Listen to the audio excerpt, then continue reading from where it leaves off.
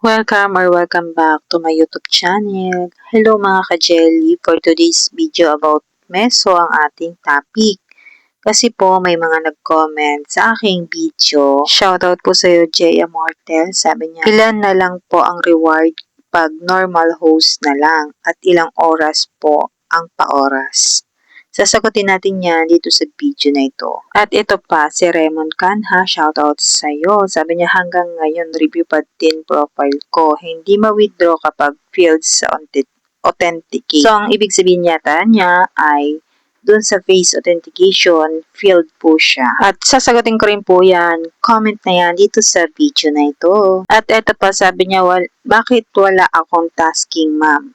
Sabi ni Dina Serica. So, shout out po sa inyo at maraming salamat sa pag-comment. So, yan. Ito pong mga tanong nila ay sasagutin ko based sa aking experience at based sa aking nalalaman. Okay po, sa mga hindi pa po nakakapanood ng aking tutorial about meso, panoorin nyo po, ilalagay ko po sa comment section. Baka po sakali pong gusto nyo, ilalagay ko po yung link sa comment section para ma-download nyo po itong meso. Sa hindi pala nakakalam, ito po yung isang earning app na kung saan pwede kang kumita gamit ang cellphone at internet. Basta meron kang sipag at tiyaga. Ito, kapag meron ka ng account sa Meso, punta ka dito sa task. Papakita ko sa inyo muna yung task or rewards kapag newbie ka or bago ka pa lang dito sa Meso. Itap lang natin itong task. Ganito nga yung task or rewards dito sa Meso kapag newbie or bago ka pa lang dito sa Meso. 5,000 po yung makukuha mo kapag nagpa-oras ka ng isang oras. Another 5,000 naman kapag 2 oras. At kapag natapos mo yan, may lalabas diyang claim. At pipindutin mo yung claim na yan para mapasok sa iyong account. Kasi kapag nag-tasking ka, tapos hindi mo naman na-claim, ay hindi po yun papasok sa iyong account. Kaya make sure na kapag natapos mo yung tasking, pipindutin mo yung claim para makapasok sa iyong account yung pink points. Para hindi naman sayang yung effort mo. So, ganito naman ang itsura niya kapag nag-claim ka. So, ngayon, sasagutin natin yung unang tanong. Ilan na lang po ang rewards pag normal host na at ilang oras po ang pa-oras? So, ang ibig sabihin po niya kapag old host na. So, ganito po yun. Punta tayo sa task center at ito po, pindutin itong sa taas para mapunta ka dito sa tinuturo ko. Ito po yung old host na. So, masasabi pong old host na isang user after 1 week. So, kapag naka 1 week ka na dito sa application na ito, old host ka na po. Pero kapag wala ka pang 1 week, ikaw po ay newbie. So, malaki pa po yung nakukuhang pink points kapag newbie. Kaya kapag newbie ka, huwag mong palampasin ng isang araw kasi sayang. Kasi mas malaki yung nakukuhang points kapag newbie. Di ba pinakita ko sa inyo yung pink points kanina ng newbie, 5,000. Kapag old host na, ito na po, 500 na lang ang makukuha kapag nag-tasking ka ng isang oras. Another 500 pink points kapag nag-tasking ka ng 2 oras. O yan, maliit na po yung nakukuha kapag old host na.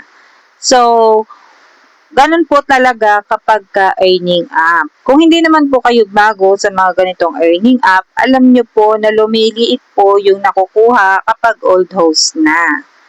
Ang maganda naman dito ay may nakukuha pa rin kahit old host ka na. Kailangan mo lang talaga ng sipag at tiyaga para makaipon at makasahod dito sa mga ganitong earning app. Ito naman pong isa, si Raymond. Sasagutin natin yung tanong niya. Ay, yung comment niya pala. Sabi niya, hanggang ngayon, review pa din yung profile ko. Hindi ma-withdraw kapag field authenticate. So, ang ibig sabihin niya, yung face authentication niya ay hindi pa approved. Kasi review pa lang siya, under review. Hindi daw makakapag-withdraw kapag field. Siyempre, kailangan po kasi kapag umpisa pa lang ng earning app ay mag-face authentication na po kayo. At kapag ka-approve, tsaka po kayo mag-tasking. Kasi meron po kasing earning app na nakakapag-tasking na, pero kapag ka magwi-withdraw na, nahingi ng face authentication tapos nag-field na yan.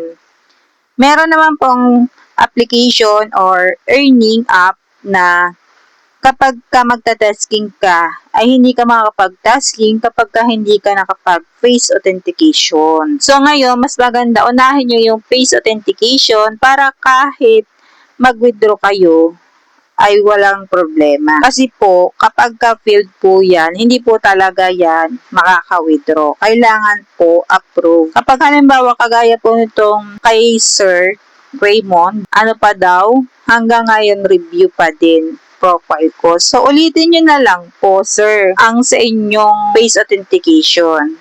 Pumesto po kayo sa malinaw at punasan nyo yung camera nyo para hindi malabo at wag po sanang blurred. At gayahin nyo lang po yung sinasabi kasi may sinasabi yun kung left and right, up and down.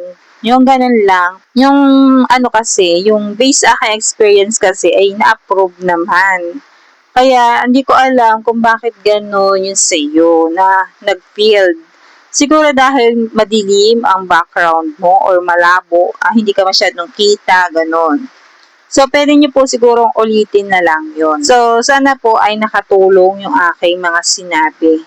So, try nyo lang din po. Wala naman pong masama kung itatry nyo. Pwede rin po kayong sumubo, mag-reach out sa customer service ng application para ma-follow up ang verification ninyo. So, ito namang isa, si Dina, sabi niya, bakit wala akong tasking, ma'am?